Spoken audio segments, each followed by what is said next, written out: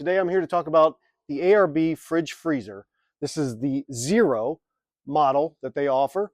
This is a 63 quart fridge. It's capable of cooling down to -8 degrees, upwards of 50 degrees, depending on what you're trying to obviously keep cold. We've had this fridge for about 3 years now, and I wanted to talk about our experience with it, things we like, things we don't like about it. So one of the key features I like is that this particular model has Bluetooth connectivity. So it's got an app on our phones that we can use to kind of see the temperature. Oftentimes we set this thing up in the back of our camper or the back of our Sequoia here, which is what it's in today.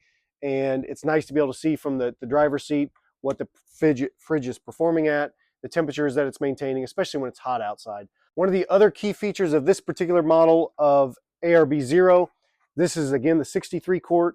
And it's got a lid here that reverses. So this thing folds up and off, and then I can move it to the other side. So if it allows you a lot more flexibility in terms of, how you've got it loaded up again in your camper, your truck, or your SUV, you can change the sides in which the door opens. There's a lot of them on the market that open front ways, but again, this one being to the side, it's a little more narrow, so it does well with the overhead height of the SUV. We can still get in it, no problem.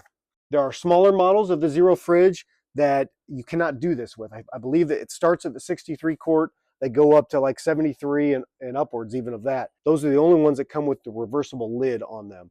We went with this size fridge because we have a family of 4. And this thing will serve us well for a good 3, 4, 5 days, depending on how we pack it and depending on what we're trying to eat with it. Or eat out of it. Another feature of this particular model of fridge is that pretty low power consumption. Now all these 12-volt fridges, they run pretty well, low amp hours. I believe this one runs at 0.8 amp hours. We run it predominantly off of, this is a Jackery 500. The Jackery will keep the fridge running for about 2 days. Again, it kind of depends on the ambient air temperature, how often we're opening and closing it, how often the compressor is cycling on and off. We have a 12-volt power outlet in the back of our Sequoia here, which a lot of vehicles, SUVs especially, have that capability. And what we'll do is we'll plug that in to the 12-volt outlet there and keep a slow trickle charge, especially as we're driving. So if we're driving a good 3, 4, 6, 8 hours in a day, whatever, it's keeping this fridge pretty much, or this battery, Jackery, pretty well topped off. Obviously Jackery's, that's a whole nother video, but Jackery's makes several models of this. Again, this is kind of their mid-level Explorer 500.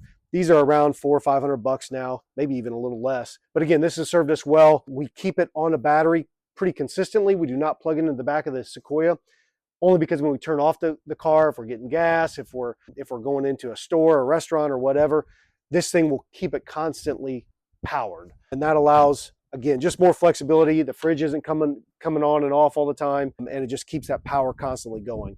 Oftentimes we'll leave it on throughout the evening time, overnight, again, without needing a charge. If you're stopping at a hotel overnight, you can keep this thing going, no problem with again, this size Jackery. Even at 90 degrees outside, we have not had a problem. Right now, this is pulling about 42 watts. Compressor's running. I just turned this thing on. It takes about half an hour to an hour maybe to cool from, let's say, 70, 80 degrees down to the 37, which is kind of the default setting of this. You can keep ice cream in here. This is a single zone, so it's got one compartment. They make dual zone compartment fridges.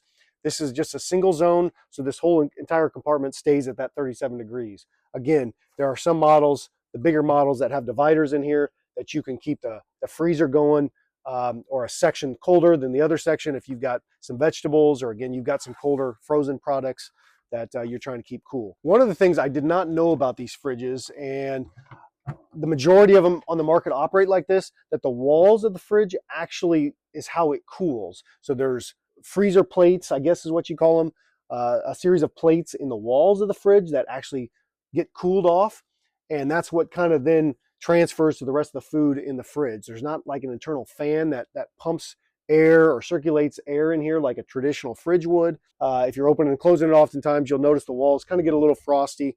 It hasn't been a problem for us, but it's just something to understand with these style of fridges, and just something to keep note of. This being the 63 quart, it's heavy. As it sits now, it's about 60 pounds.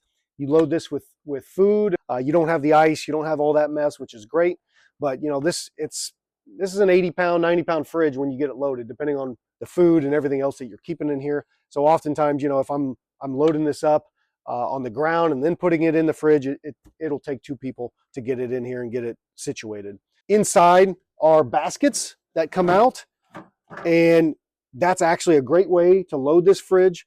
You can pull these out, load it the night before. Most of them have that on the market, but ARB does it pretty well with the 2 different baskets that are in here. This one also has a drain. Most of them have drains now on the market, I believe, but we like the fact that this got a drain, so if something spills or something like that in there, hose it out. It drains right underneath the bottom of the fridge. No problem there. That's a great feature of this one as well.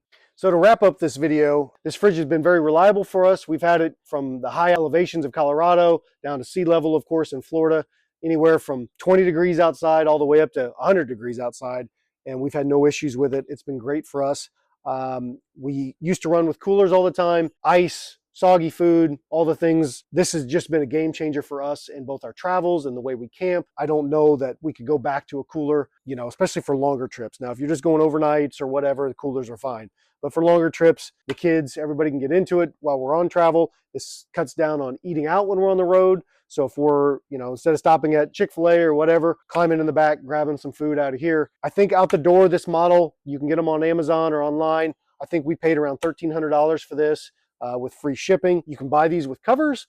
We didn't see a need to, but you can see some wear and tear. There are some scratches and stuff like that on here, but we've kept it in pretty good shape. Anyways, guys, I hope this video was helpful. Comment down below if you guys have any questions, and we'll see you guys on the next one.